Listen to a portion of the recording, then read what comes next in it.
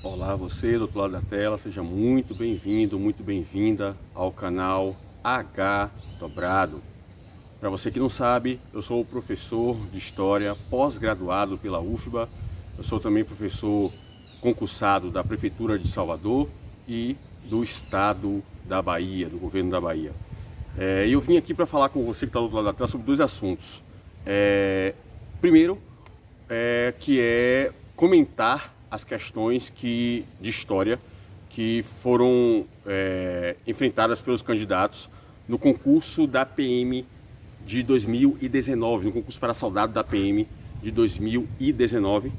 Então vou comentar essas questões, são basicamente 1, 2, 3, 4, 5, 6, 7, 8 questões, que vai da 19 até a questão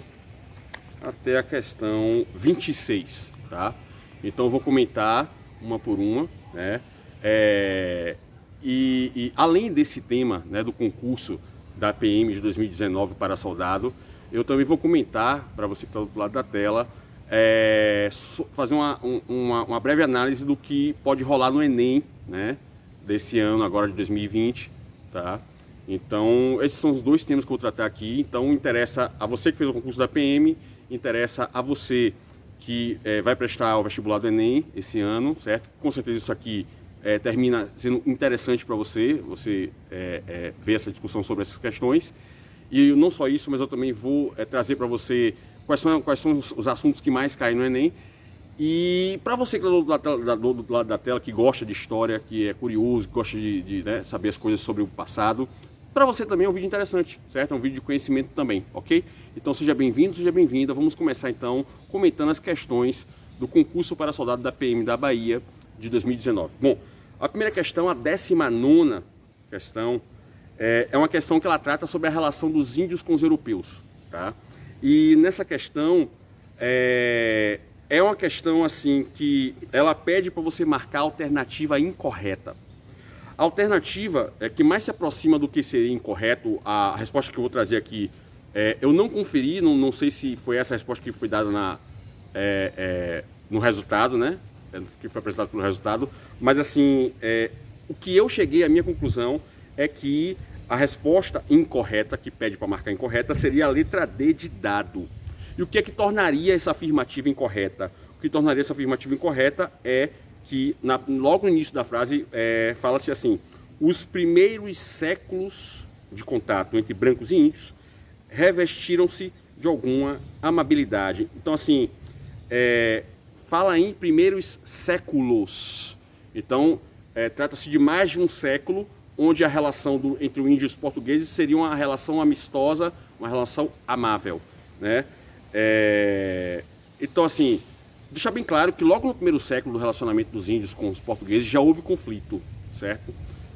E assim, havia uma relação onde as tribos que viviam no litoral brasileiro se relacionavam bem melhor com os portugueses do que as tribos que viviam para o interior do Brasil. As tribos que viviam para o interior do Brasil tinham uma relação conflituosa com os portugueses, enquanto as tribos que viviam no litoral do Brasil tinham uma relação amistosa com os índios. Então, assim, já no primeiro século nós já temos conflitos entre índios e portugueses, mais especificamente os índios que viviam mais para o interior do Brasil, tá? Enquanto os índios que viviam no litoral do Brasil, repito, tinham uma relação amistosa com os portugueses, tá? Então, os conflitos aconteciam muito mais com os índios que viviam ao interior do Brasil. Então, já no primeiro século nós já temos conflitos já entre índios e portugueses, tá? Então, quando a afirmativa fala que nos primeiros séculos, né, não precisa nem dizer mais de um século, já no primeiro século de cara, eu diria já que com menos de 50 anos de relacionamento entre os índios e portugueses, nós já temos conflitos sim entre portugueses e índios. Então, a afirmativa que seria incorreta na 19ª questão seria a letra D de dado. Mas nós temos um problema aqui nessa questão, que ele usa o termo amabilidade, né? O termo amabilidade aqui está mal empregado, é um termo que é impreciso, ele não define bem o que seria essa amabilidade. Então, assim, é um termo que chega a ser infantil, certo? Então, nós temos aqui na 19ª questão uma falta de clareza nessa afirmativa ao ser utilizado o termo amabilidade. Mas eu digo e repito que torna essa afirmativa falsa é o fato de falar que foi nos primeiros séculos, até porque logo nos primeiros 50 anos nós já temos conflitos entre índios e portugueses, certo? Especificamente os índios que viviam mais para o interior do Brasil, enquanto os índios que viviam ao litoral do Brasil tinham um relacionamento amistoso com os portugueses. Pois bem, vamos agora progredir, vamos agora para a 20ª questão. A 20ª questão, ela fala sobre o período da ditadura militar no Brasil, golpe militar no Brasil, né? E assim, o problema dessa questão, o enunciado está bom, está bem elaborado o enunciado, mas o problema dessa questão é a tabela que eles trazem para a gente, que é uma tabela muito ruim, de dificílima compreensão essa tabela, mas assim, a tabela não chega a prejudicar a resposta do candidato, até porque o enunciado dá plenas condições do candidato responder a questão de forma correta, certo? Mas se o candidato parar para ler a tabela, ele vai muito mais se confundir do que entender o que está rolando aqui, certo? Então, essa 20ª questão, o pecado dela foi justamente a tabela não ter sido clara. Mas, digo e repito, a tabela não impede que o enunciado seja bem compreendido. O enunciado está muito bem escrito, muito bem elaborado, certo? Mas a tabela, ela é problemática, ela não é clara no que ela se propõe, certo? Bom, no frigir dos ovos é o seguinte, aqui ela pede para marcar a alternativa correta, a 20ª. E a alternativa correta aqui é a letra D de dado, onde diz que o tal milagre econômico brasileiro, certo? Que aconteceu no período da ditadura militar, se caracterizou pela concentração de renda e acentuou as desigualdades sociais. Sim, é isso aí, essa é a afirmativa correta, porque apesar do Brasil ter crescido muito durante a ditadura militar, esse crescimento foi desigual e favoreceu mais aos ricos e desfavoreceu aos pobres. Tanto é que nessa época da ditadura militar, a gente tem um crescimento acentuado da criminalização, do crescimento do crime organizado, principalmente nas favelas. Até porque na época a ditadura militar se concentrava, as suas ações policiais e militares se concentravam muito mais no combate aos movimentos de esquerda, de guerrilha, do que ao próprio crime, digamos assim, certo? Enfim, é uma discussão bastante longa, mas só para a gente ter uma ideia do que rola na época e para também ajudar você que está do lado da tela, caso você enfrente um concurso que trabalhe essa questão, trabalhe esse aspecto que eu estou levantando aqui agora, certo? Então, apesar do crescimento econômico, né, nós temos o crescimento da marginalização, nós temos o crescimento da pobreza nessa época, certo? As favelas vão crescer muito na época da ditadura militar, certo? Apesar do crescimento econômico do Brasil, certo? E que foi feito esse crescimento, de passagem, em cima de empréstimos, né? O governo da ditadura militar contraiu muitos empréstimos do exterior e isso endividou o governo brasileiro, certo? Bom, vamos agora então para a 21ª questão. A 21ª questão ela é uma questão que fala sobre os engenhos, tá? Sobre a forma como a economia colonial foi organizada com base nos engenhos de açúcar, né? É uma questão que você tem aqui 4 alternativas, onde você tem que definir se cada uma delas é verdadeira ou falsa, certo? Ou correta ou errada, quer dizer, o termo aqui que eles estão usando é verdadeiro e falso, né? Depois você determina quais são as verdadeiras e quais são as falsas, você vai assinalar embaixo qual das alternativas corresponde com o que foi encontrado na sua resposta, né? Assim, é uma questão que ela foi muito técnica. Eu diria que essa é uma questão feita muito mais para um historiador responder do que para um concurseiro, né, responder, para um candidato responder. Como eu digo e repito, essa questão está muito técnica, ela é muito específica, ela envolve um conhecimento típica de quem é historiador, certo? E não de quem é aluno. Então, e isso até é uma marca bastante forte desses concursos da PM. Não é a primeira prova de PM que eu analiso, questões de PM que eu analiso, e todas as que eu já analisei até hoje, todas as épocas, sempre traz muita questão que é muito mais direcionado para um historiador do que para um candidato, né, à vaga de soldado da PM, né? Então, assim, esses concursos de soldado da PM da Bahia pecam muito por trazer muitas questões que exigem um nível técnico alto, né, que exige que a pessoa seja um historiador, e a ideia não é essa prova não é feita para historiadores, ela é feita para estudantes, para candidatos que não são historiadores, que não têm conhecimento técnico, certo? É apenas um aluno de ensino médio, né, que está ali tentando ter um bom resultado, certo? Então, assim, é uma prova que tem uma exigência desnecessária, certo? E aí tem um conceito que é o seguinte, que assim, a gente aprende em educação, quem trabalha em educação aprende isso, que a gente não pode chegar para o aluno e impor a ele um muro muito alto para ele pular, mas também a gente não pode colocar um muro muito baixo, certo? Então, assim, a prova ela tem que ser condizente com o nível de conhecimento do aluno. E muitas questões de vários anos seguidos do concurso da Polícia Militar trazem questões que são muito mais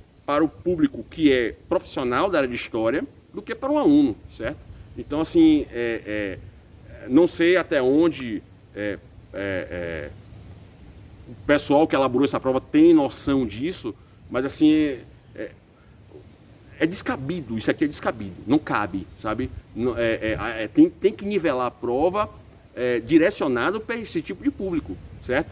A ideia da prova não é testar historiadores, a ideia da prova é testar alunos que saem do ensino médio querendo prestar concurso para soldado da PM, certo? Então a prova tem que ser condizente com esse nível aí, ok? E não está sendo, tá? A exigência está alta demais, ok? Então, as provas da PM têm essa marca forte de que parece que foi uma prova feita para historiadores, certo? E isso é um erro que, para mim, é imperdoável, tá? Então, assim, na 21ª, voltando então à questão 21ª, é uma questão que fala, novamente, repito, sobre os engenhos de açúcar, certo? Ela oferece 4 alternativas, onde todas as 4 falam de coisas que são conhecimento bastante técnico, que provavelmente, que com certeza, só um historiador, talvez nem o historiador soubesse responder, né? Que exige que a pessoa pesquise, vá para os livros e pesquise, certo? Então, é muito profundo, é técnico demais o que está aqui na 21ª questão. Chega a ser maldoso, certo? E aí, por exemplo, eu respondendo, eu tive dificuldade de responder. Eu que sou historiador, que sou formado, tive dificuldade, certo? Das alternativas que nós temos aqui, eu tenho certeza de 3 que são verdadeiras, certo? Sendo que uma delas eu fiquei na dúvida se é verdadeira ou não. Por quê? Eu vou explicar isso aqui agora. Então vamos lá. A primeira alternativa fala assim: as primeiras mudas de cana-de-açúcar foram trazidas da Ilha de Madeira para o Brasil por Martim Afonso de Souza, que instalou o primeiro engenho da colônia em São Vicente. Isso só historiador sabe, e olhe lá, tem historiador que não sabe isso, certo? Eu sei porque eu tenho um domínio bom, tá? Então, assim, historiador, minha boca não responde isso aqui. Por isso que eu respondi com segurança. Isso aqui é verdadeiro. Aí vem a segunda alternativa. A multiplicação de engenhos pela costa brasileira foi bastante rápida, chegando a mais de 60 em 1570 e 200 no final do século XVI. Ele traz valores exatos da quantidade de engenhos, né? Ele cita que chega a mais de 60 em 1570, né? E 200 no final do século XVI. Quer dizer, a questão bate o martelo na quantidade de engenhos que existiam na época, e isso nem os próprios historiadores, pesquisadores especializados na pesquisa de engenho de açúcar têm essa certeza, essa tranquilidade, essa convicção de afirmar e bater o martelo, ter a certeza absoluta de quantos engenhos existiam naquela época. Isso ninguém pode afirmar com certeza, mesmo tendo acesso a documentos. Os documentos eles têm uma limitação de precisão. Nem tudo que existia na época foi registrado, nem tudo que existia na época foi catalogado. Então, assim, ainda mais, quanto mais a informação lá do passado, quanto mais lá para trás, mais imprecisa essa informação fica. Então, assim, não dá para você afirmar com a certeza categórica foram tantos engenhos, sabe? Então, assim, essa questão ela é imprudente, ela é maldosa. Ela não cabe nem para um historiador responder. Imagine para um aluno comum, um concurseiro comum responder. Isso aqui é totalmente descabido. Bom, aí o que foi que eu fiz? Eu então supus que essa afirmativa aqui seria verdadeira, enquanto as outras também seriam, certo? E aí eu sinalizei aqui que, muito provavelmente, a letra E seria a afirmativa correta, que a letra E traz que todas são verdadeiras. Certo? Enfim, essa para mim, se não for a mais incoerente de todas, está entre as mais incoerentes dessa prova, certo? Vamos lá, seguindo em frente. Questão 22. A questão 22 trata sobre o conflito entre paulistas e pessoas que vinham de fora para explorar a riqueza do ouro, né, na região de Minas Gerais. Tá? As pessoas que vinham de fora, que diz passagem, a maioria delas vinham da Bahia, elas eram chamadas pelos paulistas, que os paulistas descobriram aquela área do ouro. Os paulistas tinham o costume de andar descalço, que eles tinham uma convivência com os índios intensa, os paulistas, e os paulistas aprenderam com os índios a andar descalço por essas áreas todas, né? E quem vinha de fora, que a maioria das pessoas que vinham de fora era da Bahia, tinham o costume de andar de botas porque não sabia andar descalço nessas áreas, nessas regiões. E os paulistas, para poder tirar um sarro, para poder diminuir, né, essas pessoas que vinham de fora, para poder humilhar, enfim, fazer uma chacota, eles chamavam essas pessoas que vinham de fora, pelo costume de usar botas, chamavam essas pessoas de emboabas. Emboaba é uma palavra indígena que ela significa pássaro dos pés emplumados, certo? Você vai ver agora algumas imagens de um livro que é muito bom, um livro de referência, História do Brasil, onde traz para a gente o significado do termo emboaba, e você vai perceber agora, certo? Então veja aí as imagens, confira o significado da palavra emboaba, certo? Que é o termo indígena que significa o que eu falei, que é pássaro de pé emplumado, que faz menção ao costume de quem vinha de fora, principalmente os baianos, de usarem botas para caminhar naquelas áreas mineiras, né, de Minas Gerais, para explorar o ouro. Pois bem, você já conferiu aí, agora voltando para cá. Então o que acontece? A questão 22, ela traz que o termo emboaba significaria, na origem tupi, guarani, significaria estrangeiro. E isso não está correto, não é esse o significado da palavra emboaba. A palavra emboaba não significa estrangeiro. Assim, a questão trazendo isso está errado? Está errado, certo? Isso aí é um erro da questão, é um erro de quem elaborou essa prova, certo? Agora, inevitavelmente, os emboabas eram forasteiros, eram gente de fora, né, que vinham de fora para explorar a riqueza do ouro, certo? Então, assim, dá para contextualizar, dá para aceitar esse erro, certo? Mas cabe uma ação jurídica em cima disso, certo? Com certeza cabe, tá? Então, assim, a tradução do termo está errada, mas, assim, essa tradução do termo que está errada, ela necessariamente não prejudica a resposta do candidato, certo? Então, dito isto, a resposta correta para a questão 22 é a letra A, onde ela afirma que os emboabas enfrentaram os paulistas em vários combates, entre eles o mais marcante ocorreu no chamado Capão da Traição, no qual 300 paulistas foram cercados pelos emboabas, no caso cercado por grande parte dos baianos que viviam lá naquela época, que estavam começando a tentar também, né, se dar bem naquele momento, naquela área, certo? De passagem, os baianos dominavam o comércio na região naquele momento, certo? Então, os baianos terminavam ganhando ouro de forma indireta, né, ao vender seus produtos para os paulistas que estavam lá explorando o minério, o ouro, ok? Muito bem, então é isso. O termo emboaba está incorreto na prova, mas ela não chega a prejudicar a resposta do candidato, ok? Vamos agora para a 23ª questão. A 23ª questão, ela fala sobre um tipo de atividade exercida por mulheres escravas, certo? Que aqui está sendo classificado como negras do tabuleiro, que também eram chamadas de negras ganhadeiras, certo? Isso, inclusive, é a origem do que a gente conhece hoje como baiana do acarajé, por exemplo, certo? Ou a baiana dos quitutes, certo? Então, isso remonta a essa origem das baianas do acarajé, certo? E a questão traz uma imagem onde o que se vê nela são escravos atuando na mineração, retirando pepitas de ouro de uma área com um rio, com uma lagoa, enfim. É uma imagem onde chama atenção a questão, o enunciado chama atenção de que existe nessa imagem as negras de tabuleiro. Sim, elas estão nessa imagem, mas elas estão ao fundo da imagem. A imagem não tem o objetivo principal de mostrar as negras do tabuleiro. O objetivo principal dessa imagem é mostrar o trabalho de mineração, tá? Ela foi feita por um artista alemão que viveu no Brasil na época do século XIX, chamado Rugendas, né? Inclusive existem vários quadros que Rugendas pintou retratando de forma destacada as tais negras do tabuleiro ou as negras ganhadeiras, certo?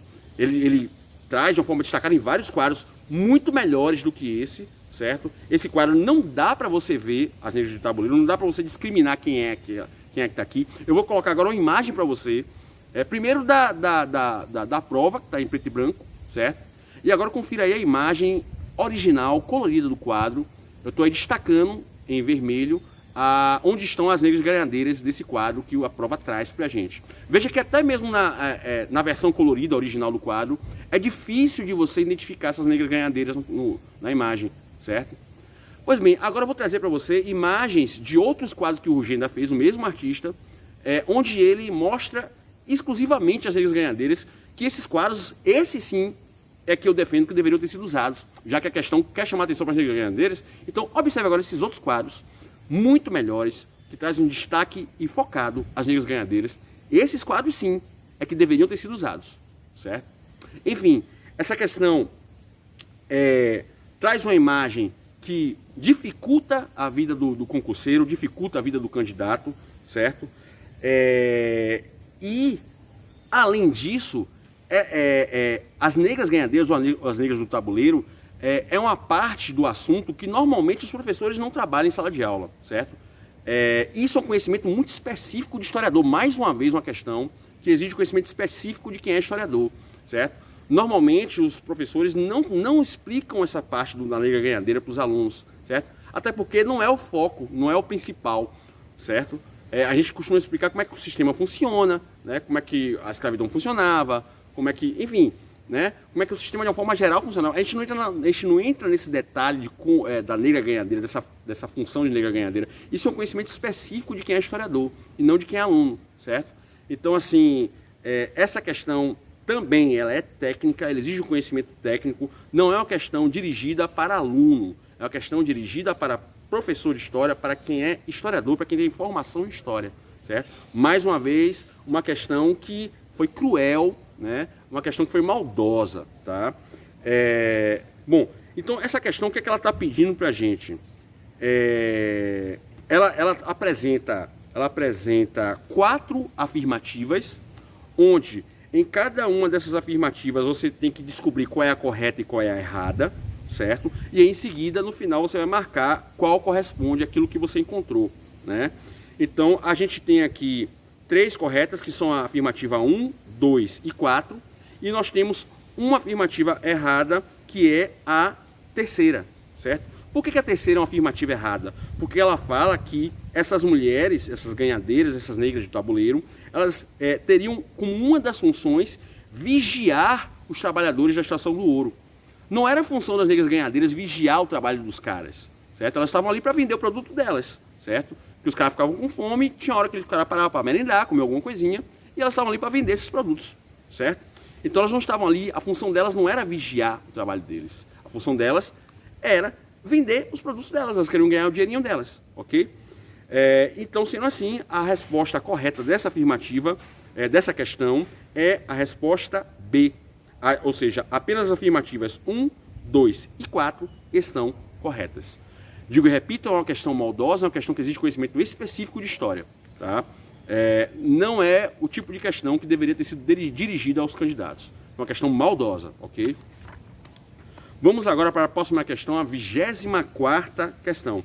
A 24ª questão eu considerei ela uma boa questão, foi bem elaborada, uma questão que fala sobre Canudos, sobre o conflito de Canudos. É uma questão que está clara, não há problema nessa questão, é uma questão que eu aprovei, está bacana ela, dá para o candidato encarar tranquilamente essa questão, e a resposta correta aqui é a letra E, onde fala que o movimento de Canudos foi um movimento de resistência da população sertaneja contra a estrutura agrário-latifundiária e as medidas repressivas oficiais da República, no caso, certo? Pois bem, vamos passar agora para a 25ª questão, tá? A 25ª questão, ela fala sobre a Conjuração Baiana, o movimento de independência que ocorreu na Bahia, que contou com a participação ampla da população, desde os mais ricos até os mais pobres, até os escravos. várias classes sociais participaram desse movimento da Conjuração Baiana, inclusive a Conjuração Baiana ela tem muito mais penetração do que a Conjuração Mineira, né? A Inconfidência Mineira. A Inconfidência Baiana, então, ela é muito mais representativa do que a Inconfidência Mineira, ela tem uma importância muito maior do que a Inconfidência Mineira, e, no entanto, a história brasileira ela só dá destaque à Inconfidência Mineira, e a Inconfidência Baiana, que teve uma penetração muito maior, tem uma importância reduzida, né? Bom, mas vamos à questão. O que acontece? Nós temos aqui o seguinte, a questão pede para a gente marcar a alternativa incorreta, tá? Nós temos duas alternativas aqui que me parece ser incorreta, mas como eu disse para você que está do lado da tela, é uma questão confusa, é uma questão que exige conhecimento técnico, mais uma questão que exige conhecimento técnico, mais uma questão que foi maldosa, mais uma questão que foi direcionada para quem é de história, certo? Não é para você que é concurseiro ou estudante, não. É só questão específica de quem é historiador. Bom, aqui, por exemplo, eu estou sinalizando duas possibilidades de questão incorreta, ou a letra A ou a letra C.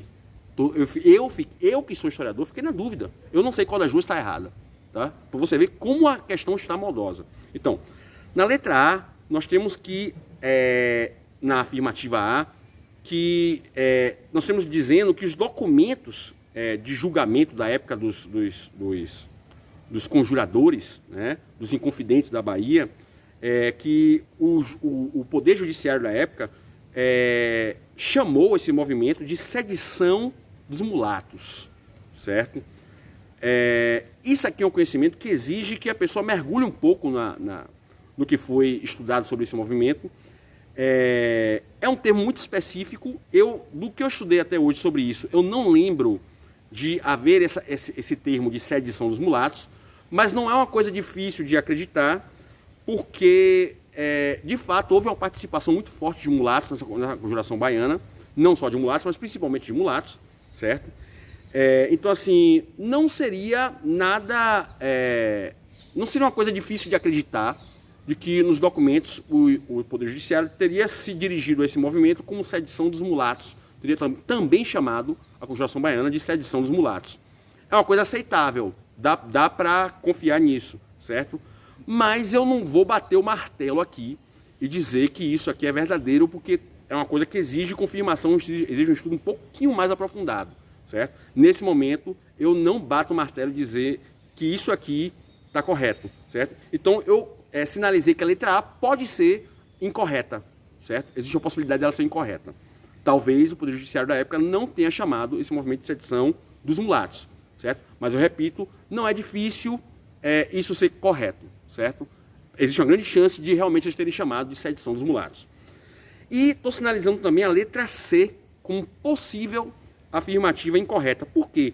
Porque a letra C fala que a Conjuração Baiana sofreu influência do Renascimento Cultural. E o Renascimento Cultural é um movimento que ele é muito anterior à Conjuração Baiana, certo? Então, assim, ele não entra no contexto da Conjuração Baiana. O que seria correto no lugar do Renascimento Cultural? Que seria o Iluminismo. Se houvesse o termo assim, Iluminismo, aí eu diria a letra C está certa, então ela não está errada, não pode marcar a letra C. Mas como eles usaram o termo Renascimento Cultural, eu aposto aqui minhas fichas na letra C. Eu acho que entre a letra A e a letra C, a que tem maior chance de ser incorreta é a letra C. Então eu diria aqui que as minhas fichas eu apostaria muito na letra C como sendo incorreta, ok? Beleza, vamos agora para a 26ª. Estamos na última, 26ª. Bom, a 26ª eu considerei uma questão boa, está bem elaborada, o enunciado está claro, certo? A questão está clara, da condição total do candidato responder tranquilamente. Não exige um conhecimento específico, não exige um conhecimento técnico disso, ok? Essa questão está ok. Então, de todas as questões que nós temos aqui, das 8, né, eu acho que foram 8, só temos 2 boas. Todas as outras estão mal elaboradas. E, diga-se de passagem, de todas as que foram mal elaboradas, que foram 6 mal elaboradas, né, nós temos aí pelo menos 4 extremamente maldosas, extremamente técnicas, né, extremamente fora das possibilidades do candidato responder, ok? Com segurança. Bom, então, a 26ª, o que é que a gente tem aqui? A gente tem uma questão falando sobre a República, sobre a importância da República, e ela pede para você assinalar somente a que é a incorreta. E a incorreta seria aqui nesse caso a letra A. Por quê? Porque na letra A, no final da afirmativa da letra A, ela está dizendo que a República, quando ela foi instalada no Brasil, ela tinha um caráter igualitário, legalista e cívica da nação. Tudo isso aqui está errado, certo? Não foi igualitária, foi uma república dirigida para a elite, certo? Para a classe dominante brasileira. Não foi legalista, porque a república se instalou através de um golpe militar, certo? E não foi cívica da nação, porque, enfim, feriu tudo que seria coerente na instalação da república. Então, assim, a república foi instalada como um golpe aos trancos e barrancos, né? A elite malmente tinha conhecimento do que era exatamente a república. O objetivo da elite era apenas tirar do poder o imperador, né? Que não estava mais satisfazendo as necessidades da elite, certo? Então, o objetivo da elite era tirar o imperador. E para tirar o imperador, quem é que atendia esse projeto? A república atenderia esse projeto, porque a elite cafeicultora, certo? Ela queria ter um maior acesso ao poder, ter maior influência ao poder, né? Então, não foi nada de cívico, não foi para defender o país, foi para defender seus próprios interesses, né? Enfim, não tinha nenhum compromisso real com a república. O compromisso deles era com eles mesmos, com suas fazendas de café, ok? Beleza.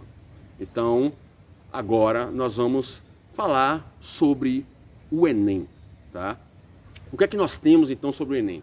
O Enem é o seguinte, eu vou aqui falar para vocês quais são os assuntos que mais caem no Enem, quais são os temas que mais caem no Enem, deixando claro o seguinte, existe o Enem antes e depois do governo Bolsonaro, certo? O que eu vou falar vale para o que acontecia antes do governo Bolsonaro. Quando o governo Bolsonaro entrou, nós já temos uma prova do Enem feita pelo governo Bolsonaro, e essa prova, essa primeira prova do Enem que o governo Bolsonaro fez, não tinha nenhuma questão de história, certo? E isso mostra inclusive o caráter do governo Bolsonaro, que não quer que a população brasileira se conscientize de sua história, né? Porque senão quem se conscientiza da história reivindica seus direitos, né? E dificilmente é enganado por um governo. Pois bem, mas o que interessa a primeira prova do governo Bolsonaro, nós só temos só uma prova. Essa prova não é suficiente para nós identificarmos qual é a tendência do Enem agora dentro do governo Bolsonaro, certo? E essa primeira prova, digo e repito, não teve nenhuma questão de história. Então, tudo que eu vou falar aqui agora para você que está do lado da tela, vale para os governos anteriores ao governo de Bolsonaro, certo? Para mostrar para vocês quais são os assuntos que mais caem, quais são as maiores tendências. Então, tudo que eu vou falar para você aqui agora pode não valer para o Enem do governo Bolsonaro, certo? Tem grande chance de não valer, tá? É só para você não ficar sem nenhum tipo de orientação, tá? Então, vamos lá. O que é que acontecia? Antes do governo Bolsonaro, os governos anteriores, o que mais caía no Enem de história era o seguinte. Primeiro, vamos nos prender à história geral. De história geral, o que mais caía no Enem era, por exemplo, Revolução Industrial, Iluminismo, Imperialismo, Revolução Francesa, Primeira Guerra Mundial, entreguerras, nazismo, fascismo, certo? Revolução Russa, tá? Segunda Guerra Mundial, Guerra Fria, certo? E globalização. Isso de história geral, certo? É o que mais costumava cair. Aí você se pergunta, tá, e os outros assuntos não caíam não, além desse que você já falou? Sim, os outros assuntos caem, mas é com bem menos frequência. O que eu estou te apontando aqui, sinalizando, é o que mais costuma cair, é o que tem mais frequência de explorar no Enem, certo? Os outros assuntos caem de vez em quando de história geral, certo? Mas o que mais cai, o que mais é frequente é o que eu acabei de falar aqui para você sobre história geral. Agora vamos falar sobre história do Brasil. O que é que mais cai de história do Brasil no Enem? Vamos lá. Independência do Brasil, período regencial e as suas rebeliões, certo? Governo de Dom Pedro I, governo de Dom Pedro II, República Velha, tá? E as suas revoltas da época da República Velha, Governo de Getúlio Vargas, cai muito Getúlio Vargas, muito, tá? Governos populistas como o JK, Juscelino Kubitschek, cai bastante, certo? Ditadura militar cai muito, é bastante frequente, tá certo? E uma ou outra questão da redemocratização do Brasil, certo? Que aí vai incluir o quê? José Sarney, Fernando Collor, certo? Fernando Henrique, Lula, Dilma, certo? Enfim, tá? Então, esses são os assuntos mais frequentes em história do Brasil. Aí, mais uma vez, você se pergunta, tá aí os outros assuntos de história do Brasil, como o período colonial? Não cai, não? Cai de vez em quando. É bastante raro cair o período colonial do Brasil. Bem raro. Não é que não caia. Cai de vez em quando. O mais frequente é o que eu estou te explicando aqui agora, certo? Então, foca nisso que eu falei, certo? E deixando claro mais uma vez, o Enem do governo Bolsonaro é um enigma, certo? Nós não temos provas o suficiente para saber qual é a tendência do Enem do governo Bolsonaro, tá? Enfim, eu espero que esse vídeo tenha te ajudado, certo? Eu espero que você tenha gostado e até o próximo encontro. Valeu, um abraço.